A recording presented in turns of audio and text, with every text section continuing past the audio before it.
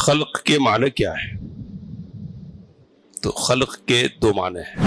اللہ تعالیٰ نے پوری کائنات کو پیدا کیا ہے، کائنات کی ساری چیزوں کو۔ کتنی چیزیں ہیں اس کائنات میں؟ تو گننا تو دور کی بات ہے، سوچنا بھی ممکن نہیں ہے، اندازہ بھی نہیں کیا جا سکتا۔ اپنی مخلوقات کو صرف اللہ ہی جانتا ہے۔ اللہ کیا ہے؟ نقشہ بنانے والا، اندازہ کرنے والا ہے۔ اور پھر کیا ہے؟ الباری، جو نقشہ بناتا ہے نا، وہ اس نقشے کو خارج میں وجود میں لانے والا ہے، یعنی اس کے مطابق چیزوں کو وجود بخشنے والا ہے۔ اور وجود میں لانے کے بعد پھر اس کی شکل کیا ہوگی، صورت کیا ہوگی، اس کو بھی وہ طے کرنے والا ہے۔ علم الانسان ما لم يعلم۔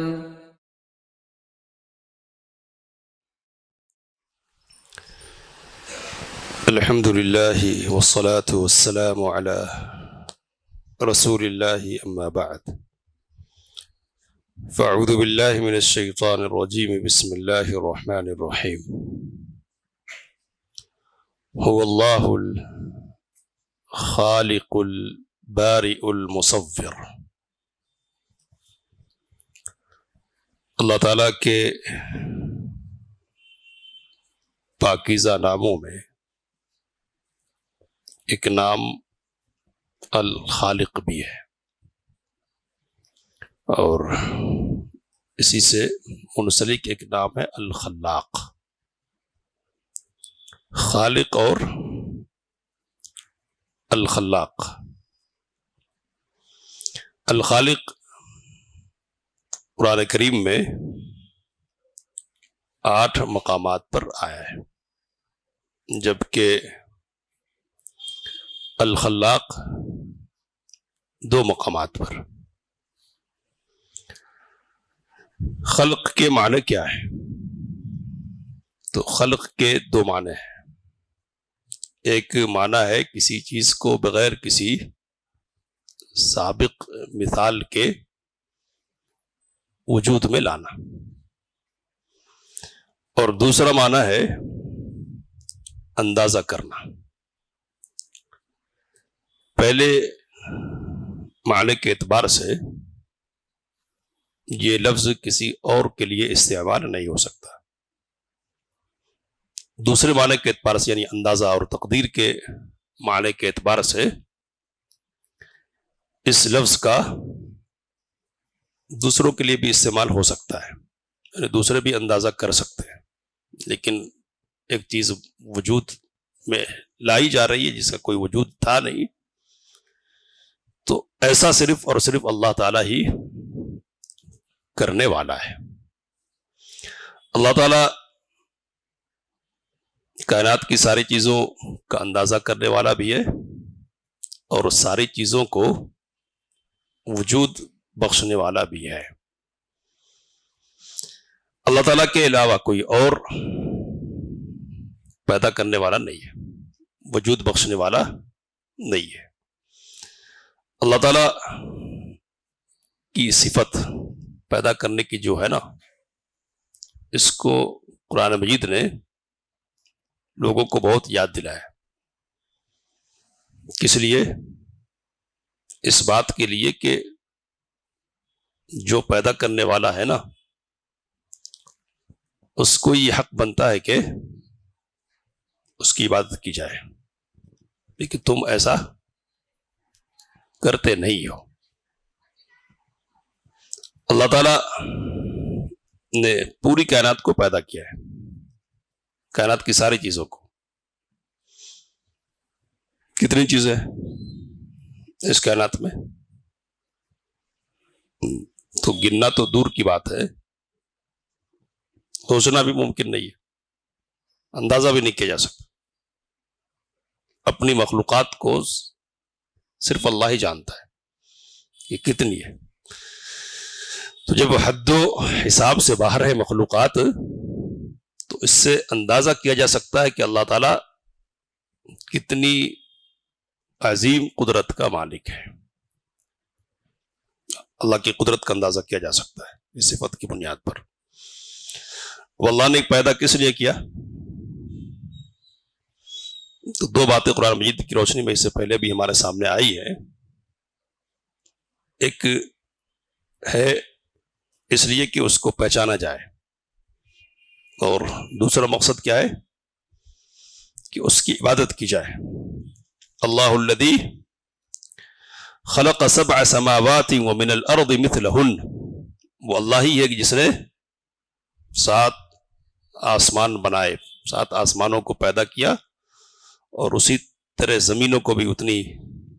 اذ نزل الامر بینہن، ان کے درمیان اللہ کا حکم اترتا ہے. کہا کہ لِتَعْلَمُوا أَنَّ اللَّهَ عَلَى كُلِّ شَيْءٍ قَدِيرٌ، تاکہ تم جان لو کہ اللہ ہر چیز پر قدرت رکھنے والا ہے. وَأَنَّ اللَّهَ قَدْ أَحَاطَ بِكُلِّ شَيْءٍ عِلْمًا، اور اللہ نے ہر چیز کو علم کے اعتبار سے گھیر لیا ہے. تو سارے چیزوں کو کس لیے پیدا کیا؟ اللہ کہہ رہا کہ لِتَعْلَمُوا، تاکہ تم جان لو. تو یہ جو مخلوقات ہے نا، یہ رب کی معرفت کا ذریعہ ہے، اور اس بات کا پتہ دینے والی ہے کہ کوئی پیدا کرنے والا ہے کوئی پیدا کرنے والا. دوسرا مقصد کیا ہے؟ تو وَمَا خَلَقْتُ الْجِنَّ وَالْإِنسَ إِلَّا لِيَعْبُدُونَ، میں نے جن اور انس کو اس لیے پیدا کیا کہ وہ میری عبادت کرے. تو عبادت مقصد ہے دوسرا. اب یہ انسانی تاریخ کا المیہ ہے کہ پہلا جو مقصد ہے نا، اس کو تو لوگ سمجھتے رہے، کیسا بھی سمجھتے رہے، یعنی مخلوقات کے ذریعے سے پہچاننے کی بات ہوتی رہے، اور اس بات کا اقرار بھی ہوتا رہا کہ پیدا کرنے والا ہے کوئی، اور وہ کون ہے؟ اللہ ہے. لیکن جب عبادت کی بات آئی کہ صرف ایک اللہ کی عبادت کی جائے گی، تو یہاں ڈنڈی مارنے لگ گئے. اور اس مقصد سے اتفاق گویا کہ لوگوں نے نہیں کیا، اس مقصد کو پہچانا نہیں ہے. اللہ پیدا کرنے والا ہے، پیدا کرنے کی بنیاد پر اس کو ہم پہچان رہے، لیکن جس مقصد کے لیے اس نے پیدا کیا نا، دوسرا جو مقصد ہے، اس مقصد کو لوگوں کی اکثریت نے تسلیم نہیں کیا، مانا نہیں ہے. اللہ تعالیٰ نے کہا کہ وَمَا يُؤْمِنُ أَكْثَرُهُمْ بِاللَّهِ إِلَّا وَهُمْ مُشْرِكُونَ، ان میں سے اکثر لوگ وہ ہیں کہ جو اللہ پر ایمان لاتے ہیں، اس طرح کہ وہ شرک کرنے والے ہوتے ہیں. سیدنا عبداللہ بن عباس رضی اللہ تعالی عنہما اس کی تفسیر بیان کرتے ہوئے کہتے ہیں کہ من ایمانہم، ایمان کی بات یہ ہے، لوگ ایمان لاتے ہیں اللہ پر. تو ایمان کیا ہے؟ اذا قیل لهم من خلق السماء، جب ان سے کہا جائے کہ کس نے آسمان کو پیدا کیا ہے. ومن خلق الارض، زمین کس نے بنائی ہے. ومن خلق الجبال، پہاڑوں کو کس نے پیدا کیا ہے. قالوا اللہ نے پیدا کیا ہے. تو یہ ان کا کیا ہے؟ ایمان ہے. شرک کیا ہے پھر؟ تو شرک کیا ہے؟ اکرمہ رحمت اللہ علیہ، سیدنا عبداللہ بن عباس رضی اللہ تعالی عنہما کے شاگردوں میں سے مفسر قرآن، وہ کہتے ہیں کہ تسألہم من خلق السماوات والارض فیقولون اللہ، آپ ان سے پوچھیں گے ان سے کہ آسمانوں کو اور زمین کو کس نے پیدا کیا، تو کہیں گے کہ اللہ نے پیدا کیا ہے. فذاک ایمانہم باللہ، تو یہ ان کا اللہ پر ایمان لانا ہے. وہم یعبدون غیرہ، لیکن عبادت کسی کرتے ہیں؟ تو دوسروں کی کرتے ہیں. تو عبادت کے ایمان کے ساتھ شرک کرنا کا مطلب کیا ہے؟ ربوبیت کو مانتے ہیں، خلق کو تسلیم کرتے ہیں، اور عبادت صرف ایک اللہ کی کرنی چاہیے، اس کو تسلیم نہیں کرتے. اللہ نے کہا الحمدللہ الذی خلق السماوات والارض وجعل الظلمات والنور ثم الذین کفروا بربہم یعدلون. ساری تعریف اس اللہ کے لیے ہے کہ جس نے آسمانوں کو اور زمین کو پیدا کیا، تاریکیاں بنائی، روشنی کو وجود بخشا. ثم الذین کفروا، اس کے باوجود کافر اپنے رب کے ساتھ کیا کرتے ہیں؟ شریک ٹھہراتے ہیں. تو معلوم ہے کہ پیدا کرنے والا کون ہے؟ اللہ. یا ایھا الناس اعبدوا ربکم الذی خلقکم، اے لوگو اپنے اس رب کی عبادت کرو جس نے تم کو پیدا کیا. تم کو بھی پیدا کیا، تم سے پہلے کے لوگوں کو بھی پیدا کیا. یہ مضمون بہت ہے قرآن مجید میں کہ پیدا کرنے والا کون ہے، اور یہ مضمون بھی کہ جو پیدا نہیں کر سکتے نا، وہ اس لائق نہیں ہو سکتے کہ ان کی عبادت کی جائے. کہ ایشرکون ما لا یخلق شیئا وهم یخلقون، کیا ایسا کوئی یہ شریک ٹھہراتے ہیں جو کچھ بھی پیدا نہیں کر سکتے بلکہ وہ خود پیدا کیے جاتے ہیں؟ ولا یستطیعون لهم نصرا، اور ان کے اندر یہ صلاحیت نہیں ہے کہ وہ اللہ کی مدد، وہ ان کی مدد کر سکے، بلکہ خود اپنی مدد کرنے کے لائق بھی وہ نہیں ہے۔ تو پیدا کرنے والا اللہ ہے، جس طرح اس کو تسلیم کرنا ہے اسی طرح عبادت کے لائق اللہ ہے، اس کو بھی تسلیم کرنا ہے۔ یہ خلق سے متعلق گفتگو ہو گئی۔ اب خلق سے ملتے جلتے بعض الفاظ ہیں جن کو قرآن مجید نے ایک جگہ پر ذکر کیا ہے۔ کیا ہے؟ هو اللہ الخالق الباری المصور، وہ اللہ ہے جو خالق ہے، باری ہے، اور کیا ہے؟ المصور ہے۔ تو یہاں خالق کے ساتھ ساتھ الباری کا لفظ آیا اور المصور کا لفظ آیا۔ مفسرین کہتے ہیں کہ وہ جو ترتیب ہے نا تخلیق کی، اس ترتیب کو اللہ تعالیٰ نے یہاں بیان کر دیا۔ خلق کا پہلا معنی کیا ہے؟ وجود سے عدم سے وجود میں لانا، کوئی چیز نہیں ہے نا، اس کو وجود بخش دیا۔ دوسرا معنی کیا ہے؟ اندازہ کرنا ہے نا، تقدیر۔ تو یہاں الخالق جو ہے نا، هو اللہ الخالق، یا خالق مطلب اندازہ کرنے والا، لیکن ہر اندازہ کرنے والا اور ہر نقشہ بنانے والا نقشے کو عملی شکل دے سکے ایسا نہیں ہوتا ہے، ایسا نہیں ہو سکتا ہے۔ نقشہ تو بہت سارے بنائے جاتے ہیں، آدمی کی کیا ذہن کیا کہہ رہی سوچتا ہے نا، اس قسم کی صورتیں ذہن میں لے آتا ہے اور فرض کر لیتا ہے، لیکن ان شکلوں کو اور نقشوں کو عدم سے وجود میں لانا، جو خیال میں ہے نا، جو اندازے میں ہے، اس کو وجود میں لانا یہ بس میں تو نہیں ہوتا۔ تو کہا کہ الخالق، اللہ کیا ہے؟ نقشہ بنانے والا، اندازہ کرنے والا ہے۔ اور پھر کیا ہے؟ الباری، جو نقشہ بناتا ہے نا، وہ اس نقشے کو خارج میں وجود میں لانے والا ہے، یعنی اس کے مطابق چیزوں کو وجود بخشنے والا ہے۔ اور وجود میں لانے کے بعد پھر اس کی شکل کیا ہوگی، صورت کیا ہوگی، اس کو بھی وہ طے کرنے والا ہے۔ تو خلق کا معنی یہاں کیا ہے؟ اندازہ کرنا۔ برق کا مطلب یعنی باری ہونے کا مطلب کیا ہے؟ اندازے کو عملی شکل دینا۔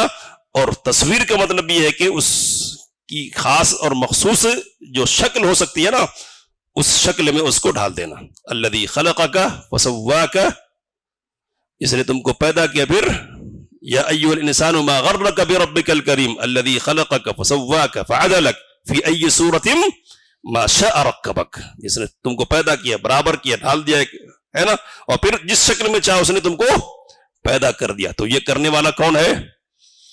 اللہ ہے۔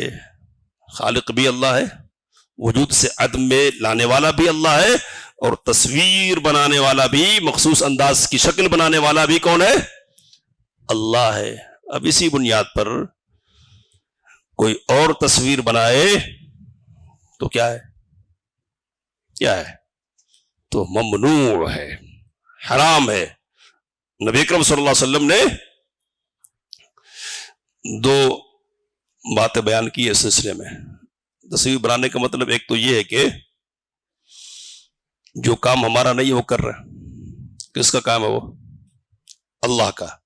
تو کہا نبی اکرم صلی اللہ علیہ وسلم نے کہ یہ اللہ کی مخلوق کی مشابہت اختیار کرنا، اللہ کی صفت کی مشابہت اختیار کرنا ہے۔ جو کام اللہ کو کرنے کو ہے نا، وہ کام کرنے کو ہے۔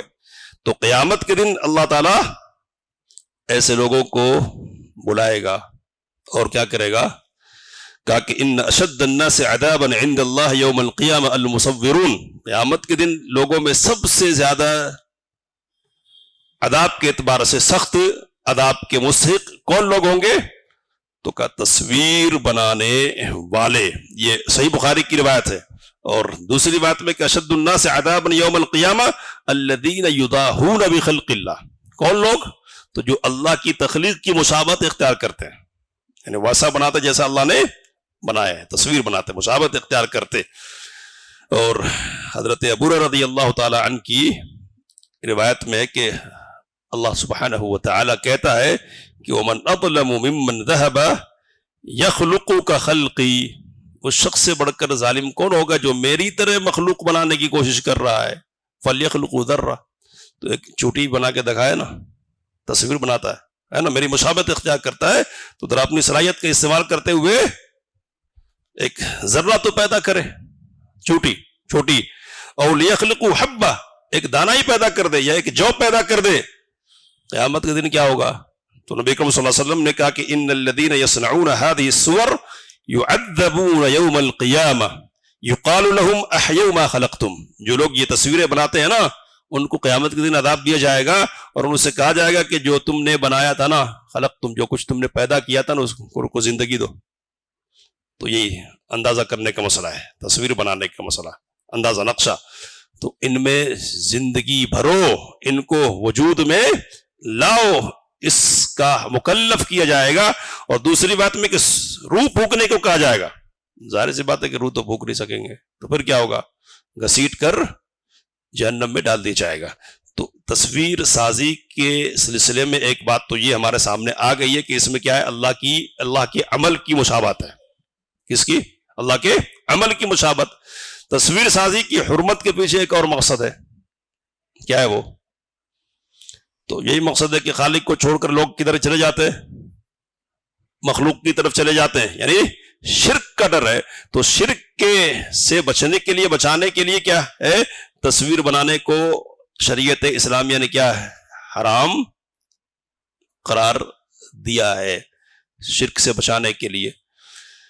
خالق اللہ ہے، اسی کی عبادت کی جائے گی، اور خلق کی جتنی شکلیں ہو سکتی ہیں اور جتنے درجات ہو سکتے ہیں نا، سب درجات پر حقیقی طور پر فائز ہونے والا اللہ تعالیٰ ہی ہے۔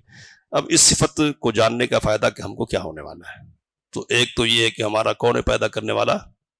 اللہ۔ جب پیدا کرنے والا وہ ہے تو ہم اسی کے سامنے اپنا سر جھکائیں گے، اور اس لیے بھی دوسرا فائدہ ہے، اس لیے بھی اس کے سامنے ہمارا سر جھک جائے گا کہ کتنا بڑا پیدا کرنا، کتنا بڑا پیدا کرنے والا ہے وہ، کتنا بڑا، تو کتنی مخلوقات ہے سوچ نہیں سکتے، اندازہ نہیں کر سکتے، وہی جانتا ہے۔